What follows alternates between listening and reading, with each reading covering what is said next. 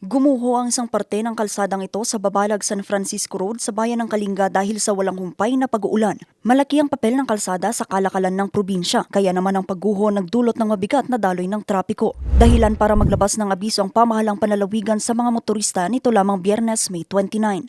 Para makaiwas sa insidente, isang harang din ang pansamantalang inilagay sa lugar. Yun lang, ang ginamit pinagpatong-patong na orange sandbags. Ang mga ito agaw pansin at ikinadismaya rin ni DPWH Secretary Vince Dizon sa pagbisita nito sa Kalinga noong Lunes, June 1. Ay, hindi pwede to. Unacceptable tong ganito. Temporary, sir. I know it's temporary, pero still. Di ba, hindi naman may off-the-shelf yan eh. Hindi naman 1 month ang ordering nito eh. Ang pagkakaroon ng maayos na safety devices at ligtas na kalsada alinsunod sa direktiba ni Pangulong Ferdinand R. Marcos Jr. Matatandaan na noong May 13, 2026, isang 13 anyos na siklista ang namatay matapos mahulog sa bangin dahil sa kakulangan ng safety devices sa isinasagawang konstruksyon ng Benguet Nueva Vizcaya Road sa La Trinidad, Benguet.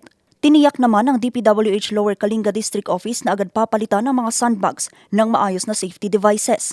Di bali, sir, we'll replace Oo, bumili na kayo ngayon. Samantala, ininspeksyon rin ni Public Works Secretary ang delayed na konstruksyon ng Alyog Bridge sa Tabuk City, Kalinga. Bahagi ito ng isinasagawang bridge replacement project. One-way traffic pa ang umiiral na traffic scheme sa lugar at tanging mga sasakyang may kargang 5 tonelada lamang ang maaaring dumaan. Iniutos din ng kalihim na pondohan ng natitirang bahagi ng bitin na access road na magdurugtong sa Dilag at Ilab ng Baran upang makatipid sa gasolina at mabawasan ang oras ng biyahe sa pagitan ng Tabuk City at Tuguegarao City na mula sa 1.5 oras ay magiging 1 oras na lamang. Dagdag pang problema, may butas doon, dito sa luma nating tulay.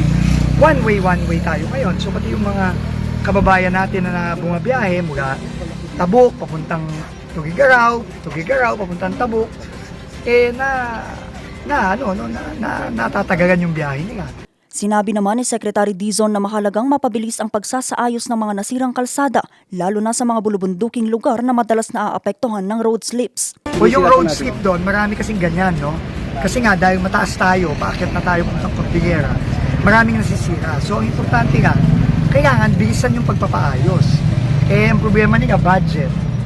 Sabi ko naman, may pera naman kailangan nga talaga ilagay yung budget sa tama, hindi yung, alam nyo naman, makita natin itong mga nakaraang taon, yung pera kung saan napupunta, ninanakaw lang, kailangan magbago na talaga. Sa ngayon, patuloy ang pag-iikot ng DPWH sa mga konstruksyon ng kalsada upang matiyak na mapapakinabangan pa ang mga proyekto sa pagpasok ng tag-ulan.